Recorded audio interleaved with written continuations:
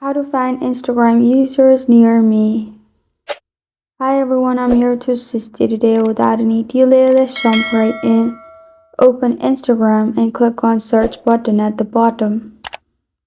You'll find this kind of screen pop up. Search the location which is near you, or you'll simply find places at the top.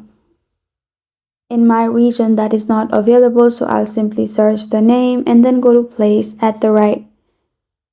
Click on the place and then zoom in on the map. On the map, you'll find different people.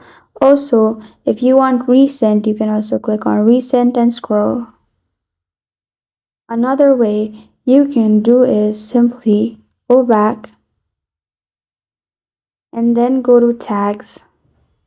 You'll find hashtags in here. Click on the first one and then you'll find recent Instagram users near your location. This is how to find Instagram users near me. Thank you for joining me today. If this video helps you out, please leave a like and subscribe for more. Got a question or want to suggest a topic? Comment below. Thank you for watching.